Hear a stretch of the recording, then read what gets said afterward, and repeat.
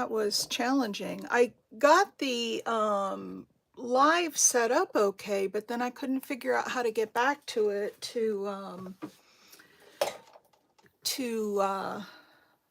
there we go. I've got it going over here on my YouTube as well. Hi, Cheryl. So let's see. I want this to be just right over here. We don't need to show me. So I am going to make a copper cuff bracelet that actually looks a lot like fabric. And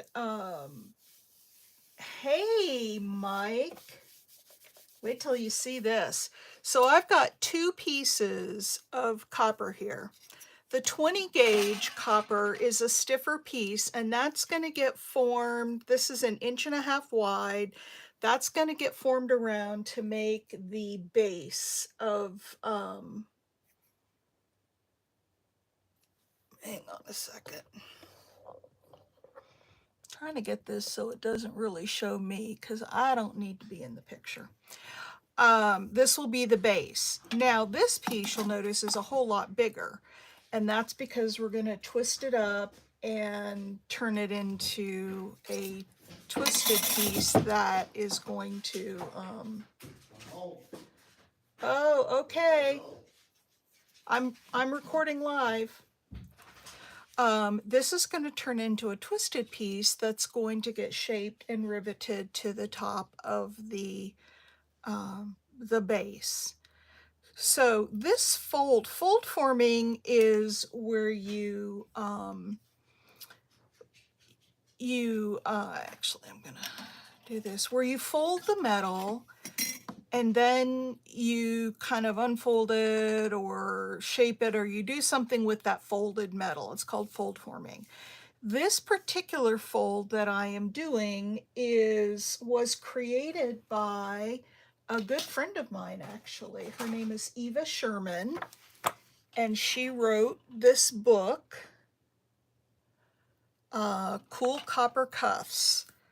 And this particular one that I'm doing is here in the, let's see, I'm upside down. But I'm not going to worry about it for right now because you'll still be able to see what I'm doing. But I am upside down. And do I just, hang on one second.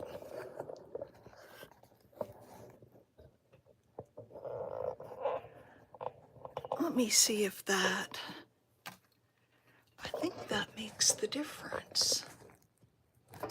Pardon me, you guys, I'm doing something totally different today. I am using my phone to go live on YouTube. But now it's not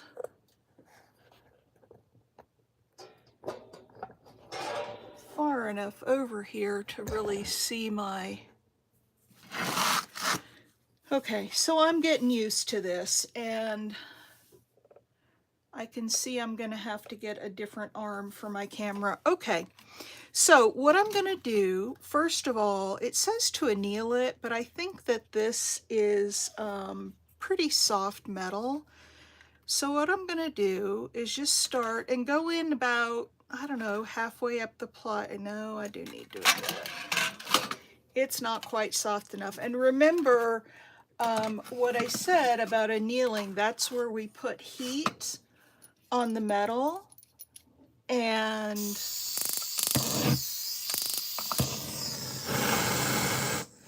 that's where we put heat on the metal, and that makes it real soft.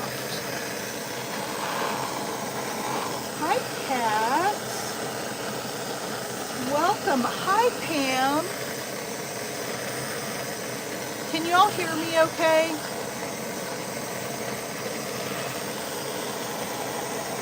These are my parts for my night lights that I've been putting together. Got some steel wool here and some pliers. And this is my pumice stone pan so I can heat my metal.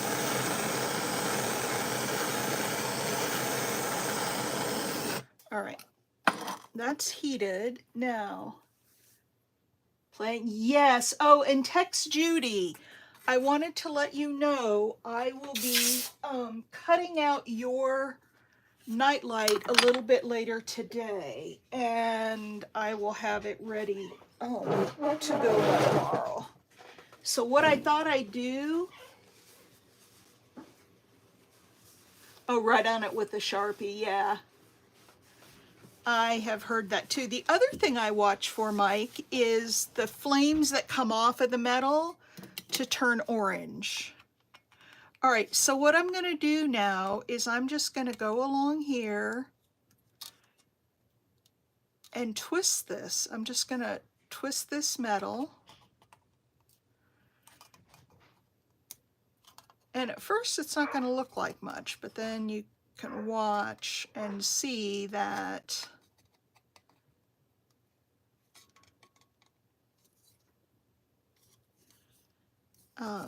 and it's soft, so I can, and what I'll be doing is hammering it down. Oh, hi, April.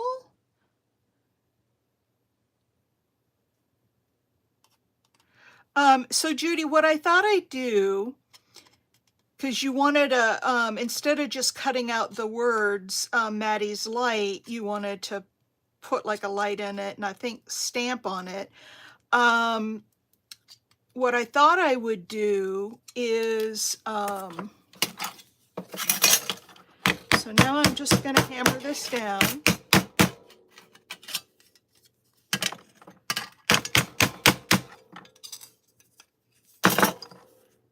Just going to, enough so that I can work with it. And so that's what I've got so far. I'm going to do the same thing here. And you can see why I needed a bigger piece of metal than my bracelet, because it's going to fold it up. And you'll see as we get to the next course. And what's going to happen, I'm going to go around this probably like 6 times, and you can watch it.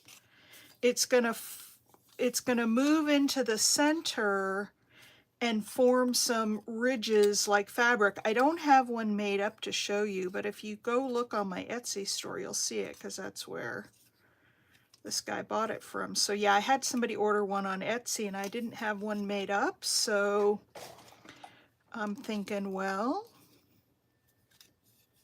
and I guess I need to get up here in the camera so you can see.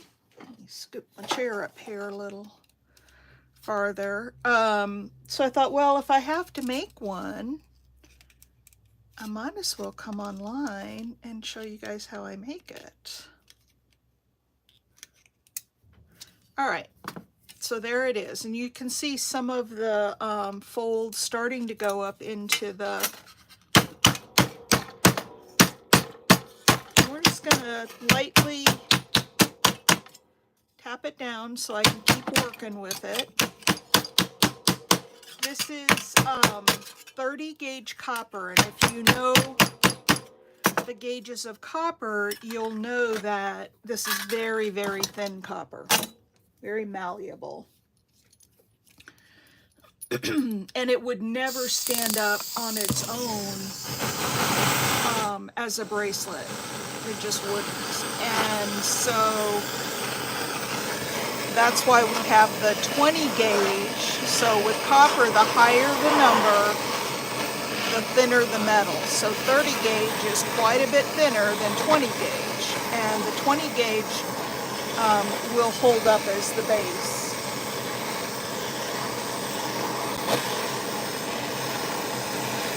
So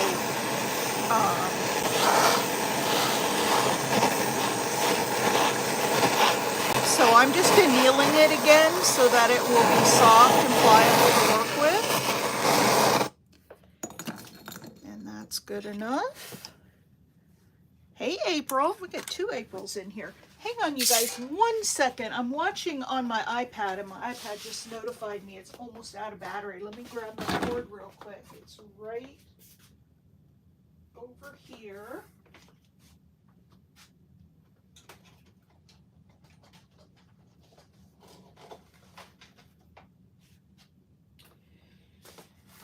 So, Judy, I think I started 3 times to tell you about my plan for the nightlight. I'm going to do a star, kind of like the Star of Bethlehem, where it's got, you know, points going up and then out. And then underneath, I'll put Maddie's light. And then, just another April. All right. So what I'm doing when I'm bending over here is dumping the copper into water, because as soon as it hits the water, it cools off and you can grab it. All right. So now I'm going to go around again, but this time I'm going to turn the opposite way. And you don't have to do this, the opposite way thing. And I'm also going at a 45-degree angle. Instead of just 90 degrees on here, I've popped it up to about 45 degrees. And so I'm just gonna go around. And this is course number 2, and you can see some of the folds already starting in there.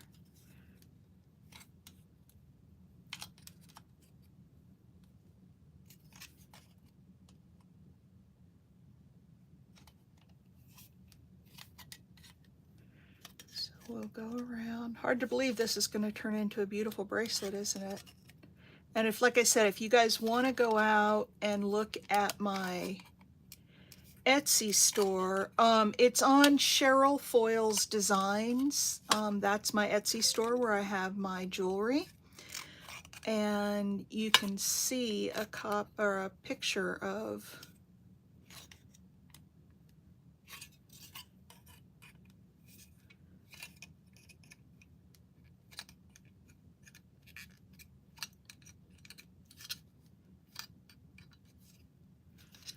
there.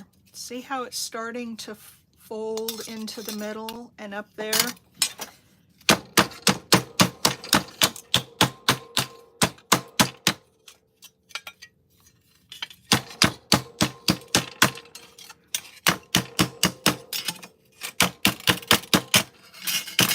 kind of folding it down. And while I feel it, I was trying to get away without annealing it, because annealing is just another step that you gotta do, but you really gotta do it, because the metal won't fold properly if you don't.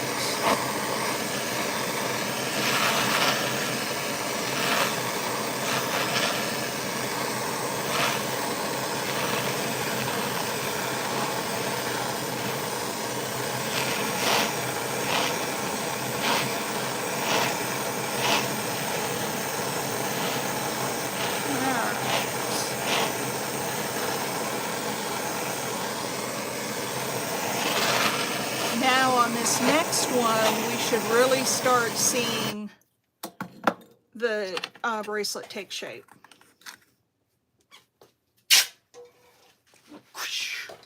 Hear that hitting the water. I got a big tub of water down here. So what's everybody doing today? Mike, you working on some great project? All right, let's go back around again.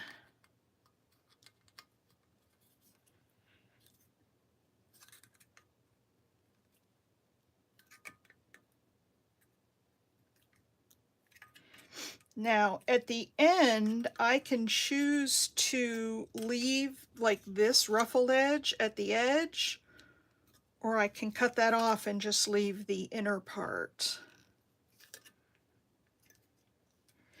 Here, let me show you real quick. I think I have it so that you can get a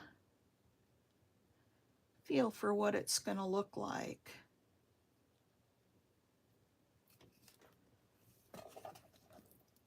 That's what it's going to look like when it's all done. Okay, see how those go up and down? It's just the more we twist, the more it is going to make that look. And I think it looks a lot like fabric, personally.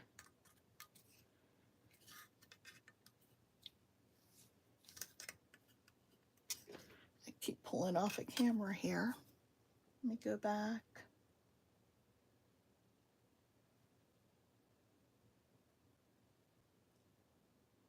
Oh, wow.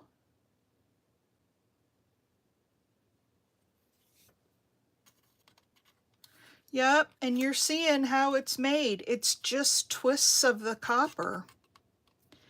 That's all it is. And this copper is really dark brown now because it's been in the fire. I will clean all of that and then put the brown oxidation or patina on it. I don't like to leave this as the brown because it's dirty. See, it'll make your hands dirty, where the other patina won't do that. That's getting a nice fold right there.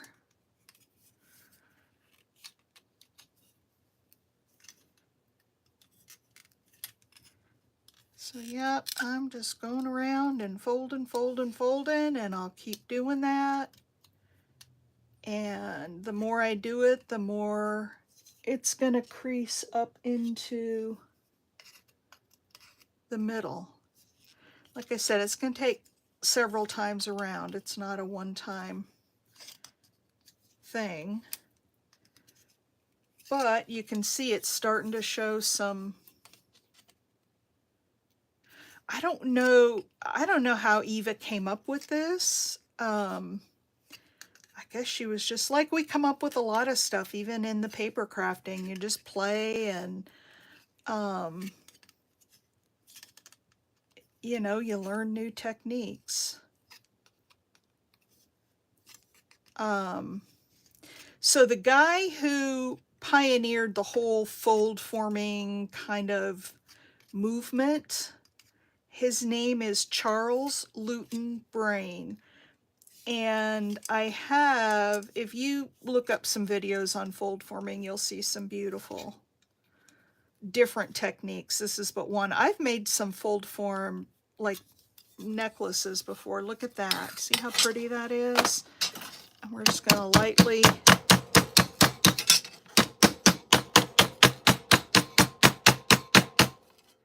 lightly tap it down just so we can keep working on it. But you see those creases that are starting in there?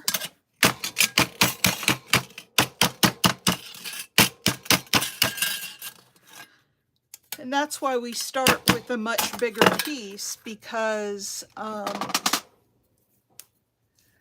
know, isn't that cool? And the thing, if you're new to watching me with the metalworking, the reason I'm putting the fire on it is because copper, the molecules in copper are lined up much like bricks in a brick wall. They overlap, and that's what gives the brick wall its strength.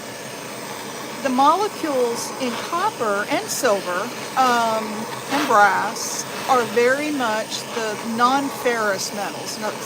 Metals that don't have iron in them are very much the same, but when you heat them like this, those molecules all scramble, and so there's no real structure to the copper anymore, because that brick wall structure is gone and it's just a bunch of random molecules floating out there. That's why it gets so soft. Well, once you start working it, it's what's called work hardening.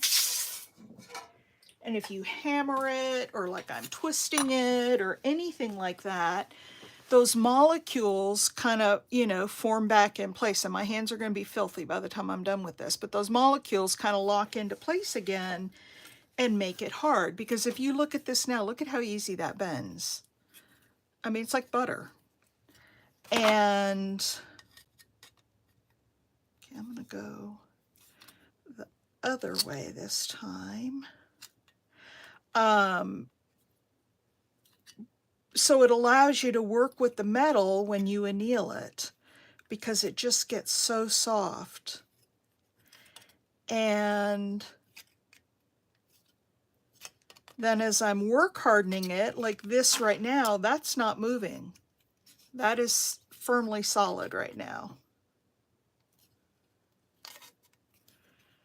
And I've got, this is just a pair of round nose pliers that I'm putting on the edge. And you can really start to see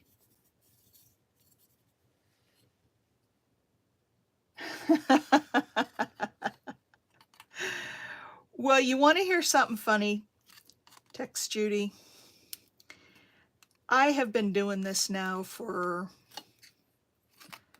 10, 12 years. And for all of that time, I never had a fire extinguisher in my studio. My husband used to ask me, do you have a fire extinguisher in there? I'm like, no.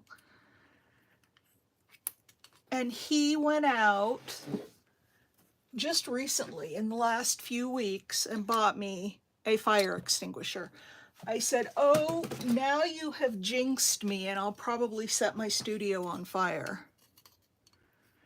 He was like, don't say that. The, you know, the fire isn't really dangerous as long as you treat it with respect. I have been living dangerously. Go figure.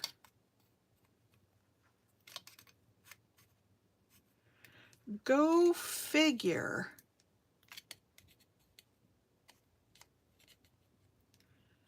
Living on the edge.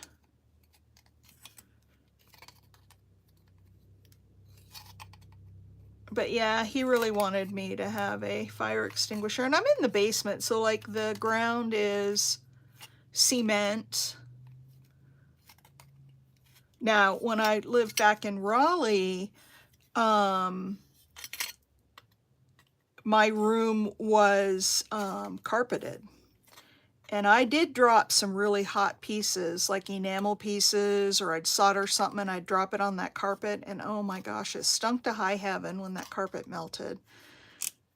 And we had to replace the carpet when we moved because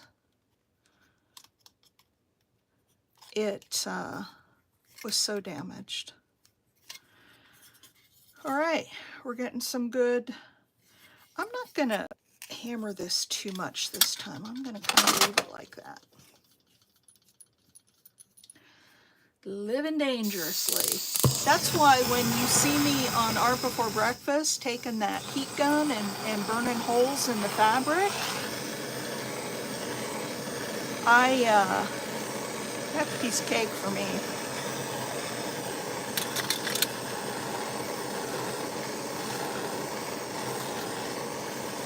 Let's see, who else was in here? The name that I didn't recognize. Cat's Gallery, are you still here?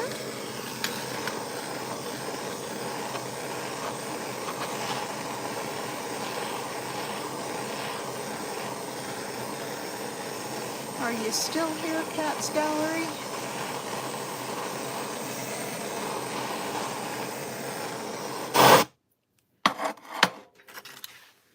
Okay, in the water we go. And I went to the left last time, so we're going to go to the right this time.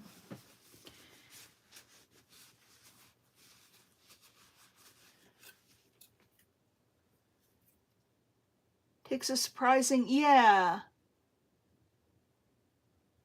Yeah, I have some burns on my table. I don't know, you can't see them. It's up here right above where my fingers are, the torch, I've got a couple of burns on my table where I didn't quite turn the torch off. Oh, good. I didn't see you saying anything, and I was hoping you were still here. How'd you find me? Do you come to Art Before Breakfast, or did you just find me for the metal stuff? Yeah, I've got some. Okay, now we're gonna go to the right. I'm gonna start turning this really hard. Yes, what? Yeah, I had two questions in there, Kat, so I'm not sure which.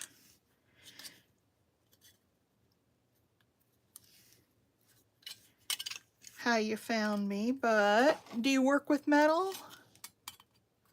Mike is our other person who works with metal. I think, so I do the paper crafting as well. But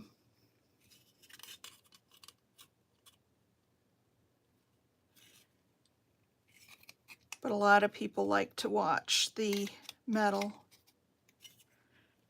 Come on. Come on. Give us some good, good, good folds. There we go.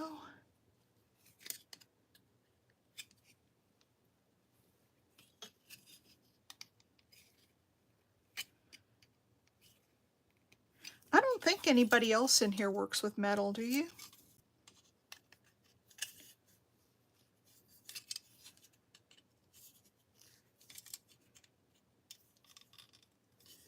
It popped up on my feed.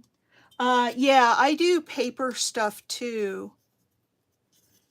So I am both a metalsmith and a paper / fabric crafter.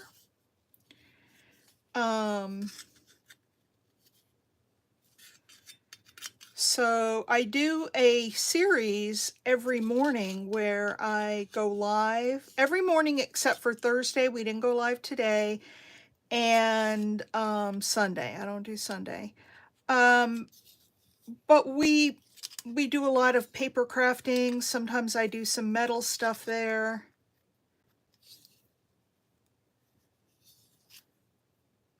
I'm glad you found us. Look at all those great folds that are showing up. We're starting to get some good movement here.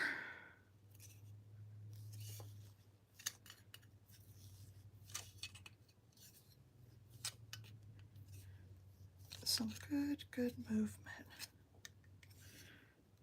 Make sure I'm up on screen. I mean, this isn't the most exciting thing, just watching me twist the metal, but I love, with fold forming, what I love is after you anneal it and you like stretch it out right, just seeing the patterns that you get. So I'm gonna tap this down again.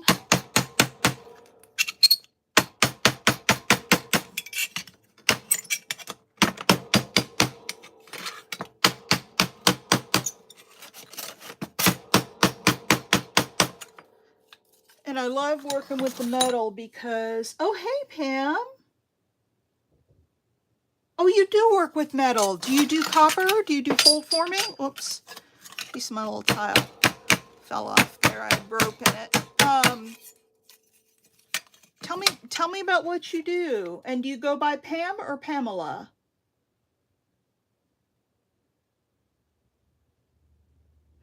Oh, I did say gold forming, didn't I? That should say fold forming. I'll have to go back and fix that. I was having some technical difficulties. I set up the live feed, but then I couldn't figure out where to go and start it after I had set it up. We're going to lightly tap those down. See how that's starting to look like fabric?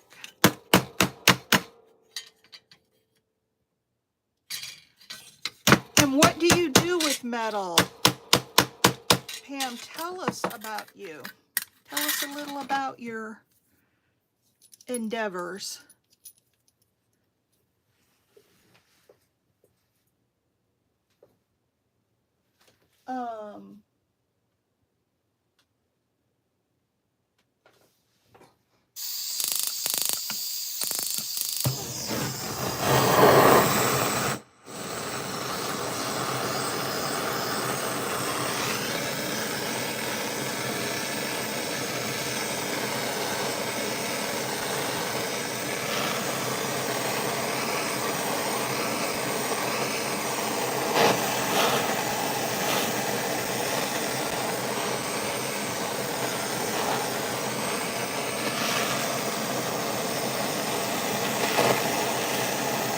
So Mike, that flame, if you watch the flame coming up, I don't know if you can see it.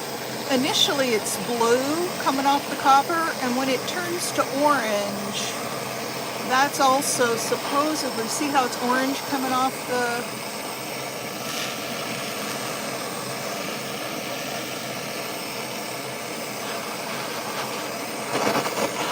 when it turns orange, that's another indication that it's reached annealing temperature.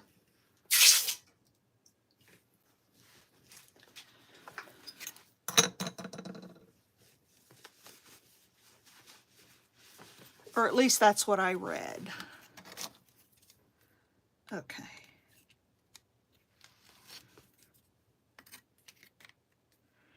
Now hopefully I'm going to get some more really good folds this time around.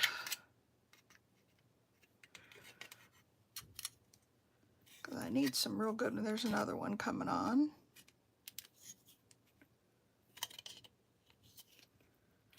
All the little tricks of the trade. I like the Sharpie idea, but I do find that it leaves a ghost of the Sharpie marker.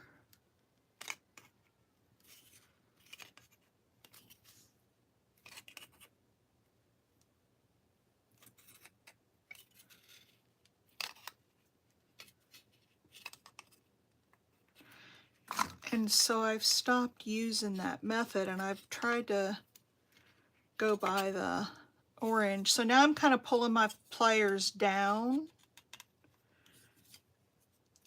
to get it to bend more up into the bracelet.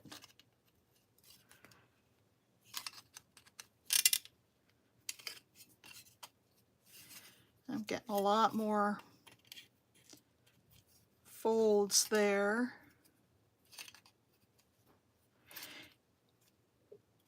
Pam started with beads, just got bored. Yeah, you know what? Copper and silver, metal smithing and wire. That, your story sounds just like mine, Pam. And I won't call you Pamela because I don't want to make you think you're in trouble or anything. I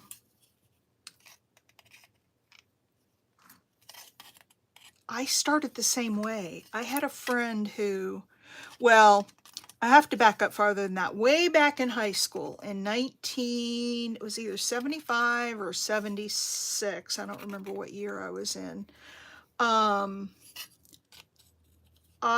We had metalsmithing class in my high school. And so I was intrigued and I took it, and we made a turquoise ring, and that was back when turquoise and silver were both very inexpensive. And I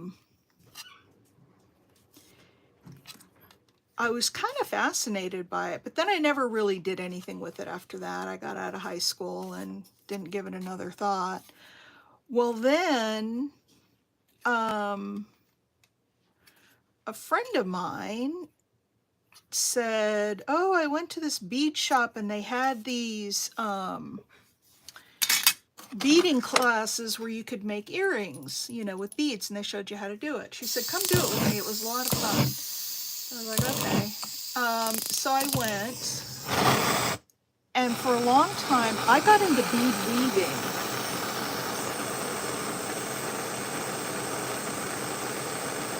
I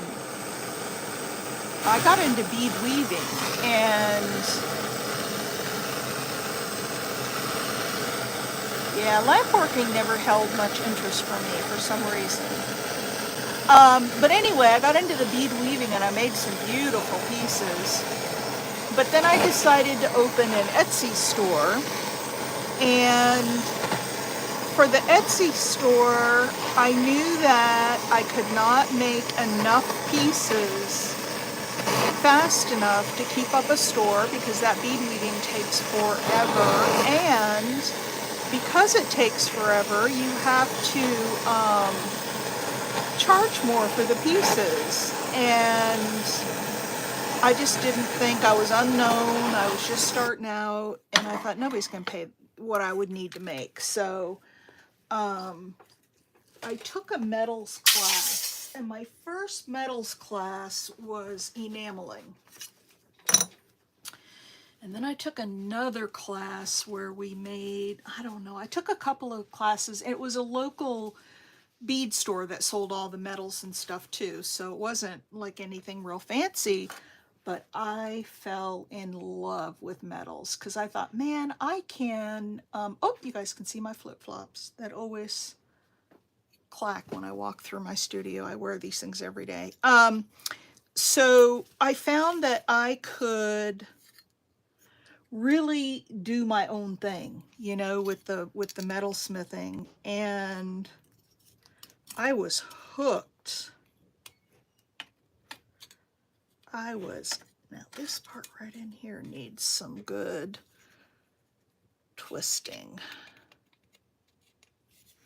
I'm going to start focusing on certain areas here because I want to get some more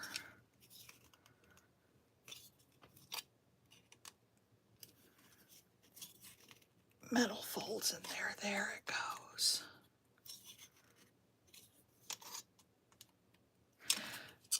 But I've been a metalsmith ever since, and I've taken a few more classes. I'm largely self-taught. I have taken some classes. I watch a ton of YouTube videos.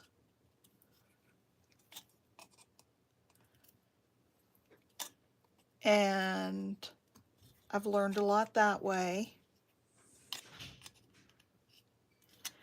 And just practice, you know, just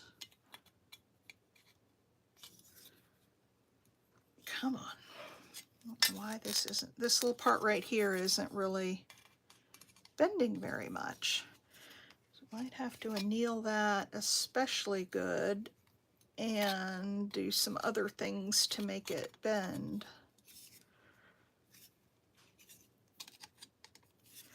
Because the rest of it is bending very nicely. So for this, it's time consuming. This bracelet is, the materials are not that much, but it's very time consuming. So that's what folks are paying for, is more the labor than anything. Yeah, this right in here just is not folding very well for me. So anneal it again. Let me work that again. I love combining the wire. Oh yeah, I've been doing some fun things. I've been doing some alcohol ink earrings, but then I combined my paper crafting and used some of the Tim Holtz Distress powders and put it over the alcohol ink, and it, you know, embossed it on there, and then put some more. I guess maybe I did the powders first, and then I don't remember. I have to go back and watch the video to see what order I did it in. But I've been combining some of my art or my paper crafting stuff with metals, and that's been a lot of fun. I'll show you guys a pair of earrings that I'm making. I haven't finished them yet, and these aren't really cleaned up yet, but this is, almost looks like a copper penny, but it's not. It's a piece of copper that I punched out with my hole punch, and then a piece of silver that I hammered to give it texture. And I just need to clean those up and put patina on them. See, I've got another one here that's not cleaned up at all. So I have little projects sitting all over my desk that I just have to finish.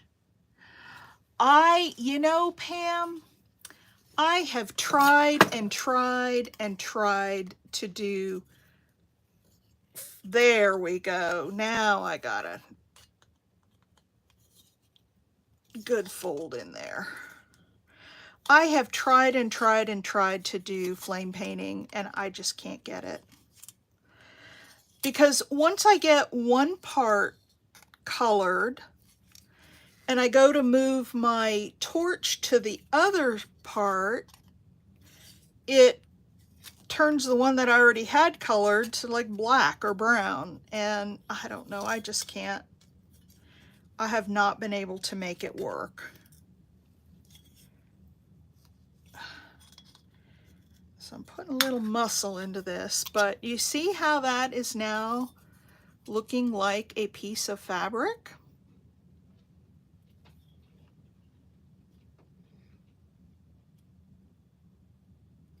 Yeah, I can't, there are people that are expert at it and do beautiful work. I just gave up on that technique as something that is just not going to work for me. I suppose if I practiced it long enough.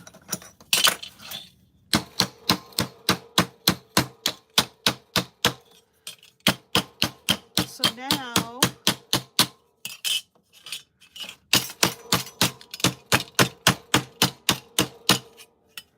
I'm just gonna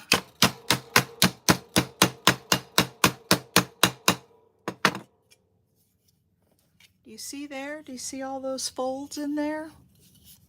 And then when we turn that around, I may want to put a few more in there. I think.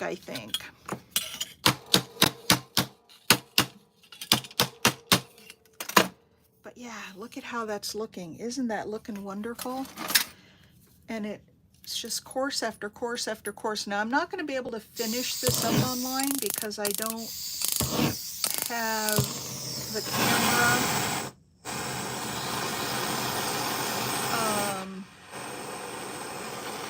in the right place. I can do a little more on it, and I'll show you the next steps that I have. But what I'm going to do is rivet these two pieces together. Now I could put enamel on this, and that would be pretty. I could do the green patina on it. That would be gorgeous. But this is an order from my Etsy site, so I need to make it like they ordered it. But I think if I were playing with this, I would put the green patina on it. And I am going to have to cut it down a little because, see, this is the piece that it fits on, and it's, you know, way too wide for that.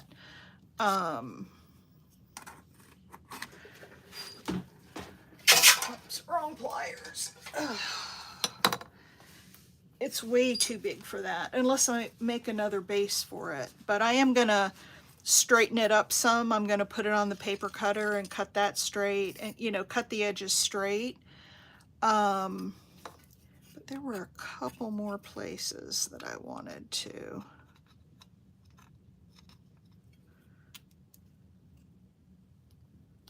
There we go.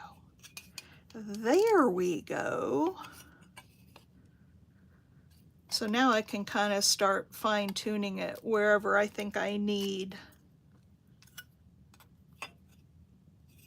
some fabric folds. I think this looks like fabric when it gets done. I just love it.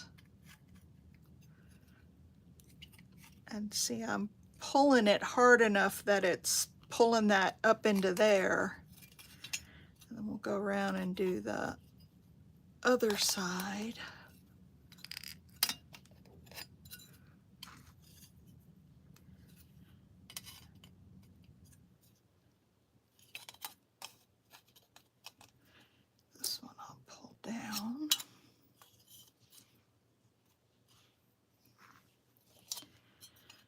Yeah, we're just going on, and I think that might be enough. Sorry if that's really loud. I hope it's not.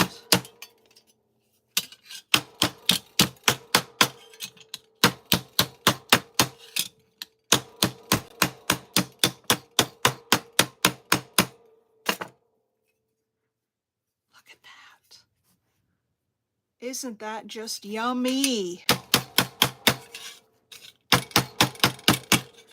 What do you think, Mike? No, no soldering. I will turn this into, I'll put this on my mandrel after I cut it down, and then I'll put 4 rivets in. I'll put 4 rivets in it. So hang tight, you guys. I have a guillotine metal cutter. Let me go cut this down a little bit, and I'll be right back. Don't go away, anybody.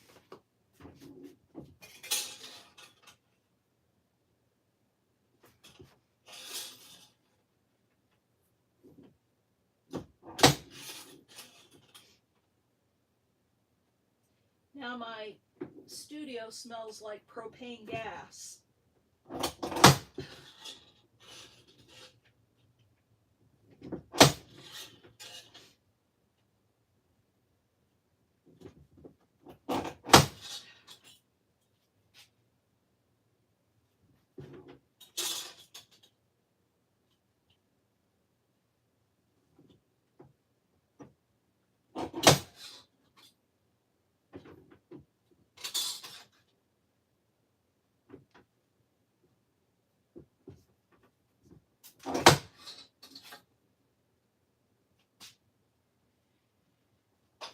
Okay, one more cut.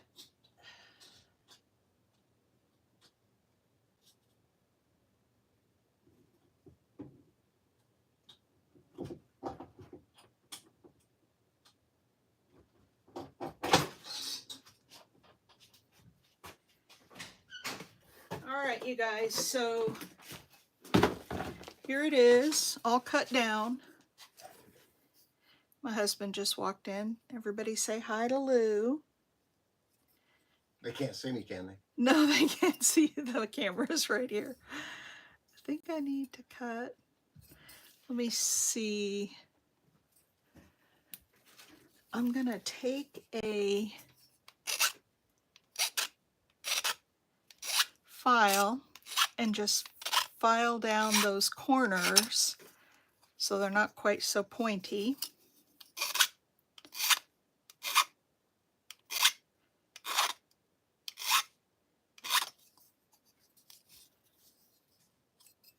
There we go.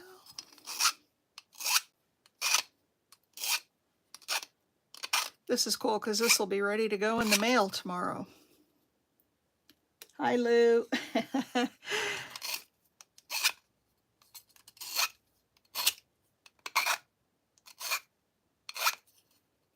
All right. Do you have a guillotine cutter, Mike? Best investment I ever made. All right, so there's that. Now, we've got this piece, and see, it's way too long. It's just about right. I could probably cut a little more off of here. It's way too long, so I'm going to have to cut it down. So I'm going to cut off these twisty ends, which is fine. I'll be right back. I'm going to go cut it down again, and then I'll show you the next step.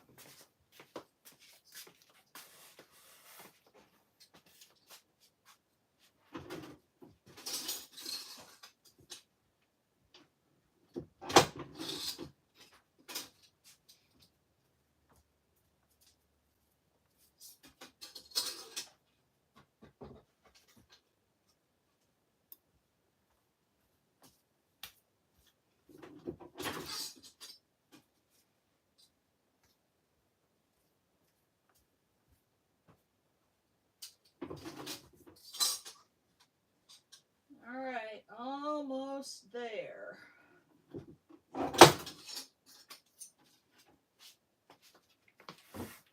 All right, you guys. So, and this isn't the right piece of, I hope I didn't cut it down too small. Nope, just perfect. See, we'll have a little edge at the top and the bottom.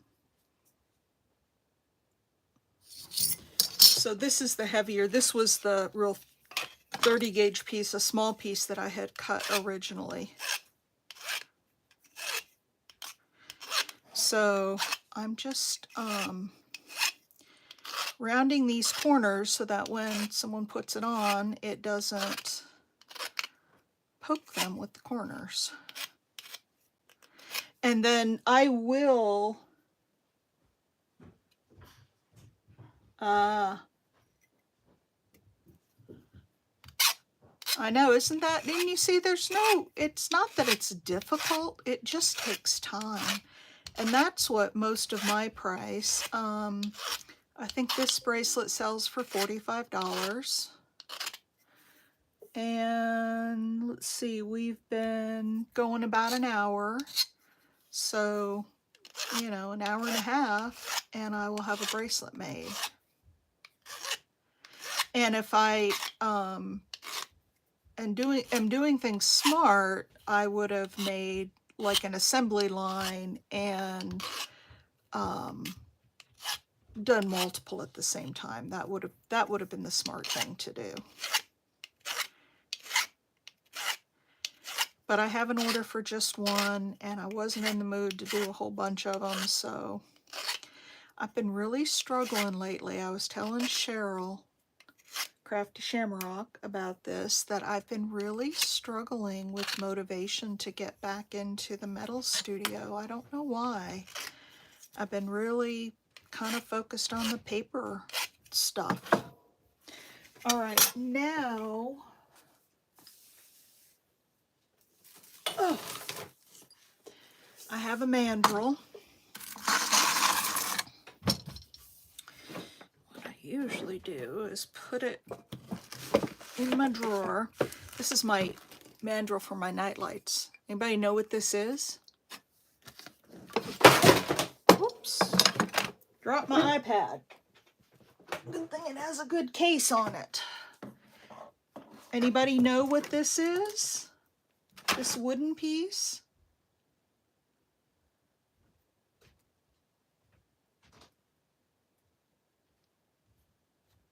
Flame painting, oh, it's way easier than copper. Anybody know what this wooden thing is? It's what I use to form my night lights. But that was not its original purpose. Okay, I'm gonna anneal this because I'll never be able to. A mandrel for bangles, no. I mean, that could be its purpose now, but that was not its original purpose.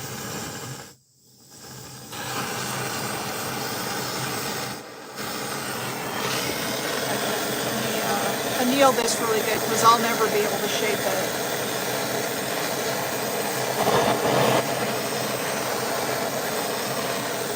No, it was a rolling pin.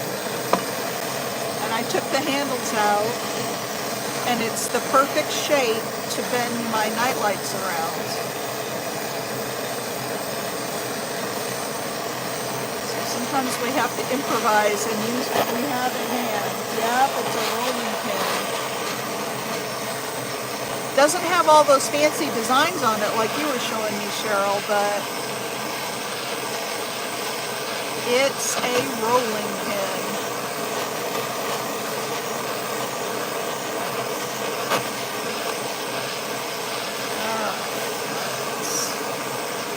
This is a much thicker piece of copper, so it's taken a little bit longer to anneal it. I'm not seeing the bright orange flames coming off of it right here in the middle.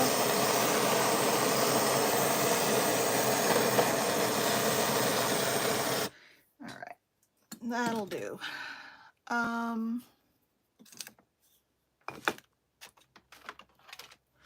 Oh, look at this that's laying on my desk. It kind of got bent down there, but I can probably still use it. This I put in my hydraulic press, and this is a ring blank. so I can turn this and make this, cut this out, make it into a band, and then put some, you know, some patina on it to make the high spots, the leaves, show up. Just haven't finished it yet. Oh yes, I do have a rolling mill. Gotta have one of those. That was another good investment. Although, I will tell you on the roll, from my experience, buy the best one that you can afford. Because I bought, well, my husband bought the first one for me. It was the economy rolling mill because they're very expensive. And it worked well for a while, but then it got a crack in one of the pieces and it wouldn't roll right. It was making things skewed. So I went out and bought another one, and I bought another economy one because I didn't want to spend the money. And so now I am just forming this around the mandrel. And actually, because it'll spring back some, I want to start it small.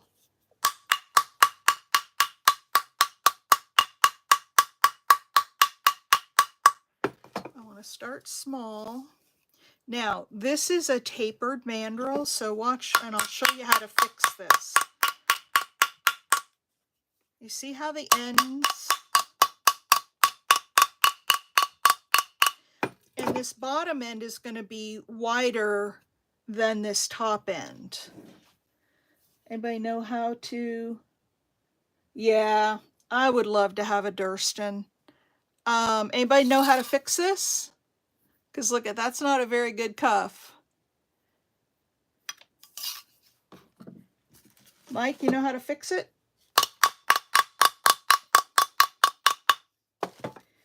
Because it's tapered, we just turn it over and put the small part down and then hammer, and look at that, straightens right up. Because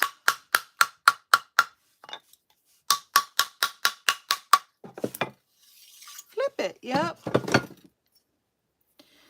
Now that's not exactly even, so this is the part that I really don't like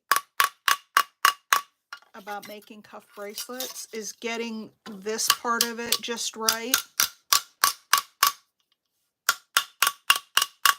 I really, really, really don't like this part of it. Now they're still way off, but I can also just,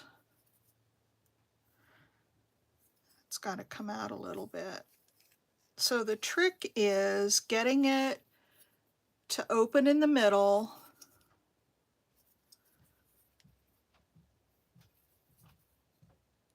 and be symmetrical. So if you need this part to go down, you can take it up.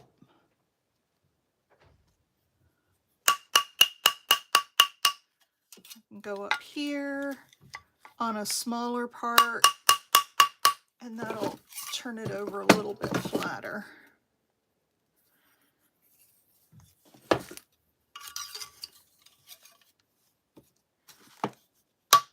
And if it starts getting too hard to work with, then I just anneal it again. And it'll soften it right up. And then the last thing that I do with this is put it in the tumbler, which will help harden it. Okay, that looks really good for shape, but do you see the problem here? Do you see the opening is not lined up right in the middle? So I'm gonna pull this side out a little bit.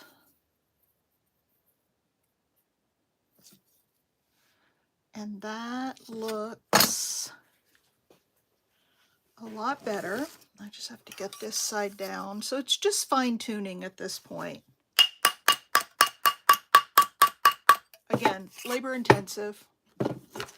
It's like this little piece right here needs to go down. There we go.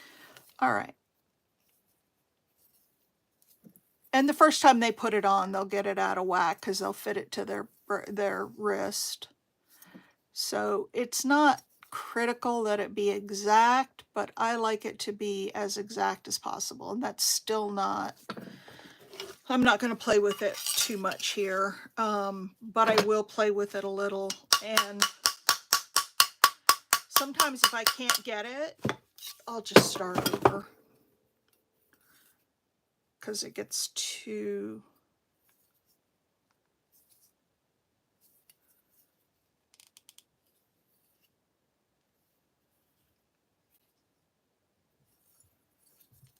It gets, you know, sometimes it just gets too out of whack. Okay, that's actually not too bad. It's got to go wider so it can go around the wrist. And then it can. So that's about right for my wrist. These are adjustable.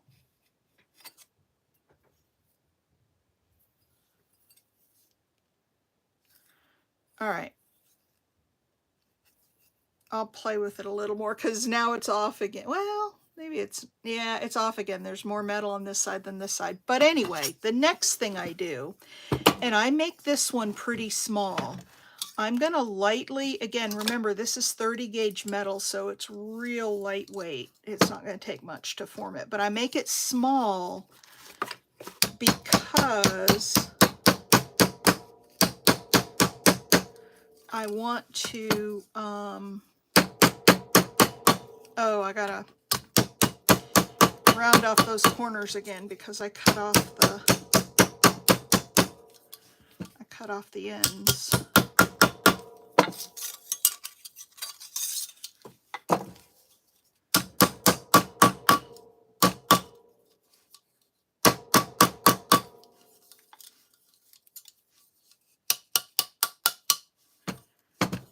And then again, I'm kind of up here on the smaller part because what I want to do, I want to have to pull it tight to get it to go around that other piece so it fits snugly on there.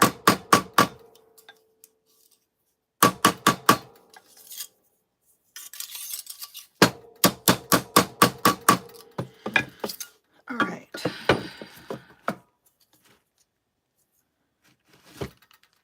It's still a little bit wonky, but actually it's okay. So I'm going to round off these corners again. Now these are going to be on top of the other piece so they don't have to be rounded, but I like to just make them look nice.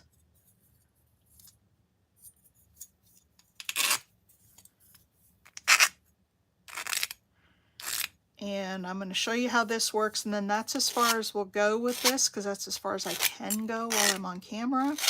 But I'll tell you what the finishing steps are.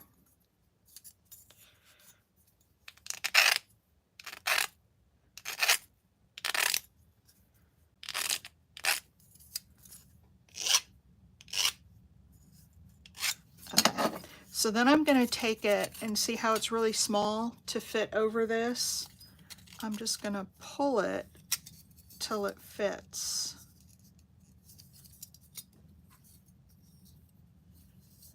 And then see how that fits on there. And then I will drill some holes in the end of it, put some rivets through there to hold it together. And then I will clean it up, put it in some pickle to get rid of all this oxidizing. And then I'll put the patina on it and spray it and seal it, and it'll be done. So there it is. And you'll see these folds a lot more once I get it patinaed. You'll see more of the folds. So that's it. That's how to make a copper cuff bracelet that looks like fabric. I may put a couple more folds right in here. I think I could use a couple more, but I'll tweak it and play with it till I get it just like I like it, and then put the finishing touches on it. But that's the bracelet. All right, you guys. Well, I am going to call it a video. Thanks for joining me. I appreciate it. I hope this inspires you to do some work with copper if you're so inclined. And if you have any questions, I did another metals video, oh gosh, over a year ago, and I still get questions every now and then from people, and I'm happy to answer the questions. So yeah, I think I'll fold a couple more folds in here, and then, you know, shape it again and put it back on here. So I think I'll put a few more because it's a little too flat in here for me. All right, everybody, have a great rest of your afternoon. Thank you for joining me. Love you all. If you haven't yet, and you would please give me a thumbs up, that would be most appreciated. Now I'm looking down here at the bottom to see how to turn off my live, and I'm not sure how to do that.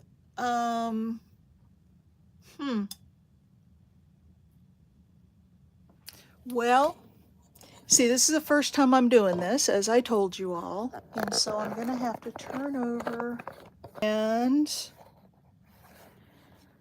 there I am in all my glory.